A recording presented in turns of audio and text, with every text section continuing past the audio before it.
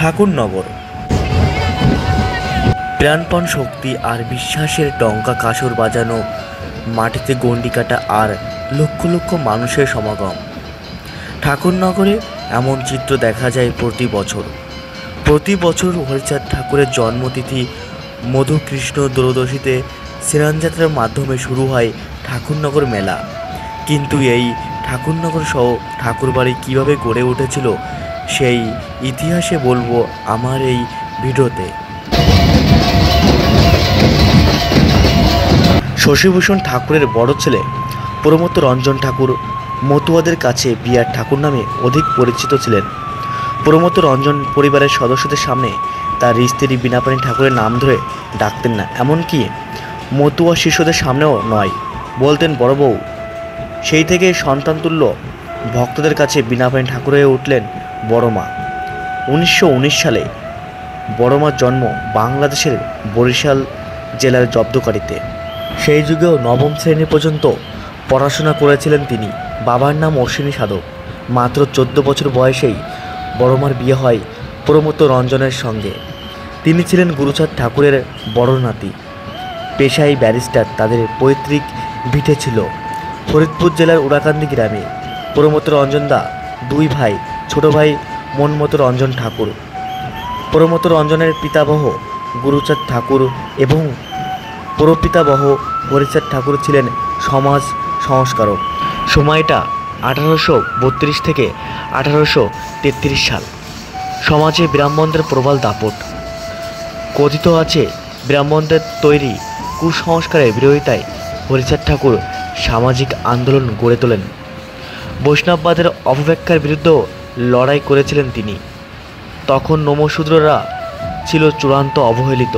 হরিচাঁদ ঠাকুরের মৃত্যুর পর তার ছেলে গুরুচাঁদ নমশূদ্রদের সামাজিক অধিকারের জন্য আন্দোলন চালিয়ে যান। তিনি বলতেন, যে জাতির দল নেই সেই জাতির বল নেই, যে জাতির রাজা নেই সেই জাতির তাজা নেই। বিয়ের পর বীণাপাণিও নমশূদ্রদের আন্দোলনের স্বামীর সহযোগী হয়ে ওঠেন। বাংলাদেশে থাকাকালীনই তিনি পিছিয়ে থাকা নমশূদ্রদের সামাজিক উত্তরণের কাজ করেন।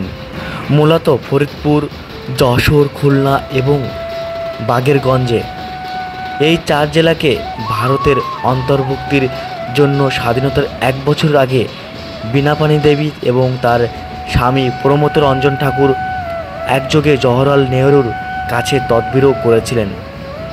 1948 সালে প্রমথ রঞ্জনের সঙ্গেই ভারতে চলে আসেন বড় মা। শোনা যায় তাদের ভালোবেসে ওপার বাংলা থেকে এপার বাংলায় চলে এসেছিলেন 1050 মতুয়া আর 300টি মতুয়া পরিবার বাংলাদেশ থেকে ঠাকুরনগরে চলে আসেন।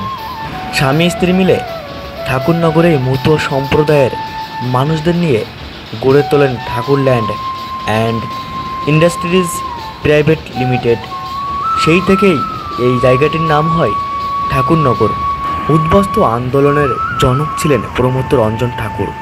তার কাজে নির্লসভাবে সঙ্গ দিয়েছেন তারই সুযোগ্য স্ত্রী বড় মা বীণাপাণি ঠাকুর।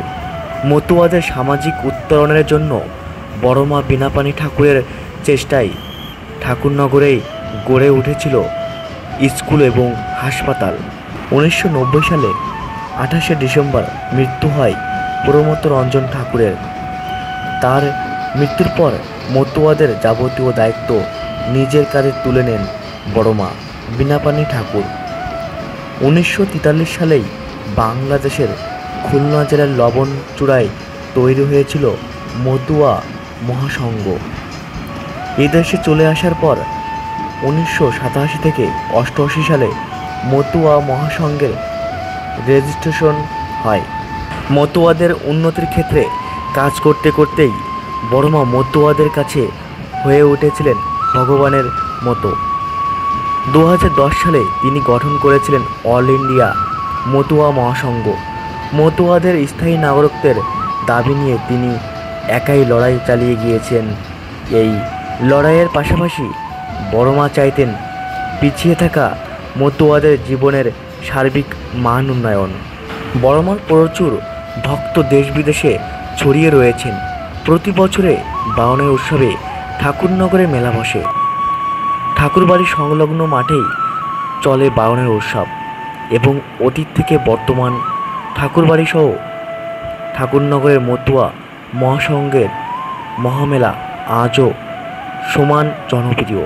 ভিডিওটি ভালো লেগে থাকলে অবশ্যই লাইক করবেন আর কমেন্ট করবেন এবং শেয়ার করে অন্যকে দেখার সুযোগ করে দেবেন। আর চ্যানেলটিকে সাবস্ক্রাইব করবেন এবং পাশের বেল আইকনটি ক্লিক করে অল প্রেস করবেন, যাতে পরবর্তী নতুন ভ্রমণের ভিডিও সবার আগে আপনার কাছে গিয়ে পৌঁছায়।